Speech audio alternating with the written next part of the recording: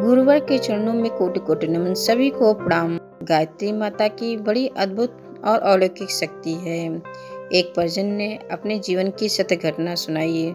उसने बताया कि माता की भक्ति करने से, गायत्री माता की शरण में जाने से हमारे लोक परलोक दोनों ही बन जाते हैं। इसमें तनिक भी संदेह नहीं है। गायत्री माता की जप से, भक्ति से क्या प्राप्त होता है, इसका मैंने प्रत्यक्ष अनुभव किया है। बाल्यावस्था में मेरी बुद्धि सूक्ष्म नहीं थी। मैं उस समय एक स्कूल में पढ़ा करता था, परंतु मुझे उस समय आता कुछ भी नहीं था। मैं स्कूल के प्रत्येक घंटे में मार खाता था, अथवा मुझे बेंच पर खड़े होकर स्कूल का समय व्यतीत करना पड़ता था। स्कूल में जाते ही मुझे पाठ याद न होने के कारण खूब कहा सुना जाता था और मैं खड़ा कर दिया जाता था। तथा उधर जब मैं अपने स्कूल से घर पहुंचता था तो घर पर मुझे मेरे पिताजी बड़ी बुरी तरह से धिक्कारते थे और पीटते थे। मुझे डांटते हुए कहते थे कि तू इस प्रकार अपना जीवन नष्ट कर लेगा, पढ़ता क्यों नहीं है।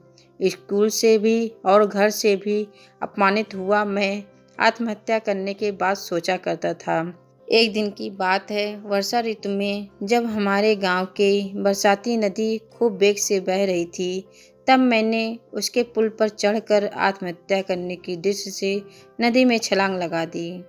परंतु मैं मर न सका और जल में बहता हुआ किनारे जा लगा। गांव के लोगों ने मुझे पहचान लिया और ले जाकर मेरे घर पहुंचा दिया। इस प्रकार मेरी बड़ी बुरी अवस्था थी। परंतु जब मेरे भाग्य के उदय होने का समय आया, तब अकस्मात विचरते विचरते हमारी नगरी में एक बड़े ही उच्च कोटि के संत स्वामी नित्यानंद जी महाराज पधारे और हमारी ही वाटिका में आकर ठहरे तथा वहीं पर उन्होंने निवास किया। पिताजी ने उन्हें भोजन ले जाने का कार्य मुझे सौंपा। मैं प्रतिदिन स्वामी जी महाराज के लिए भोजन ले जाता। एक दिन की बात है, मैंने उस दिन पाठ याद न होने के कारण स्कूल में तथा घर में बुरी तरह से मार खाई थी, जिससे रोते रोते मेरी आंखें सूज गई थी। दोपहर का समय था। मैं उस दिन भी नित्य की भांति स्वामी नित्यानंद जी महाराज के लिए भोजन ले गया और भोजन की थाली स्वयं महाराज जी के सामने रखकर स्वयं दीवार के साथ लगकर उदास खड़ा हो गया। स्वामी जी महाराज भोजन भी करते जाते थे और बार बार मेरी ओर ताकते भी जाते थे। भोजन करने के पश्चात स्वामी जी ने मेरा नाम लेकर पुकारा और मुझसे पूछा कि कहो क्या बात है, आज तुम बड़े ही उदास क्यों खड़े हो। मैंने कहा महाराज कुछ नहीं। स्वामी जी ने कहा कि नहीं, कुछ तो बात है अवश्य, बताओ क्या बात है। तुम्हारी आंखें आज रोने से कुछ सूजी हुई प्रतीत होती हैं। यह सुनते ही मेरे धैर्य का बांध टूट गया और मैं फूट फूट कर रोने लगा। तब स्वामी जी महाराज ने बड़े प्यार से मुझे अपने बिल्कुल ही पास में बैठा कर कहा, कहो बेटा तुम्हें क्या कष्ट है जो तुम इस प्रकार रो रहे हो। तब मैंने निवेदन किया कि महाराज जी, मैं अब जीवित रहना ही नहीं चाहता, क्योंकि मेरी बुद्धि मोटी होने के कारण हर स्थान पर मैं अपमानित होता रहता हूँ। इसीलिए मुझे अब मरने की कोई सरल सीधा सा साधन बताइए।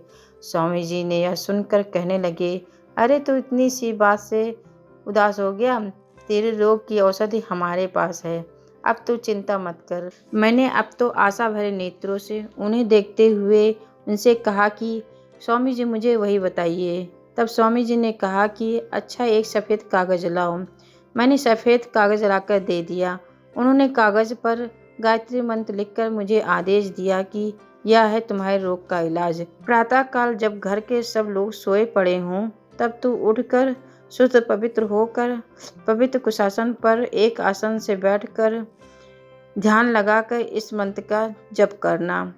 यह कहकर स्वामी जी ने मुझे आशीर्वाद दिया है। इस मंत्र को लेकर मुझे ऐसा लगा कि जैसे कोई एक अद्भुत बड़ी संपत्ति मुझे मिल गई हो। अब तो मैं पूज्य स्वामी जी महाराज के आज्ञानुसार प्रातःकाल 3:30 बजे उठ जाता और स्नान आदि के पश्चात एक आसन पर बैठकर ध्यान जमा कर कर गायत्री का जप करता था। परंतु बालावस्था के कारण नींद आकर घेर लेती और मैं ऊँघने लगता। जब मैं नींद दूर होते न देखता तो अपने नेत्र पर पानी के छींटे देता। इस प्रकार से सावधान होकर फिर से गायत्री का जप करने का प्रारंभ कर देता, परंतु नींद फिर से मुझे आकर घेरती। इससे बचने का मुझे एक उपाय सूझा। मेरी चोटी बड़ी लंबी थी। मैंने एक लंबी रस्सी लेकर उससे रस्सी का एक सिरा अपनी छत पे लगे कुंडे से बांध दिया और रस्सी का दूसरा सिरा चोटी के साथ बांध दिया।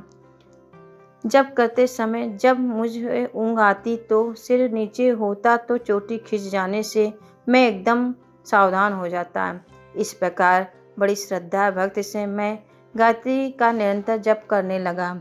4-5 महीने के पश्चात ही मैंने गायत्री माता के जप का एक अद्भुत चमत्कार देखा।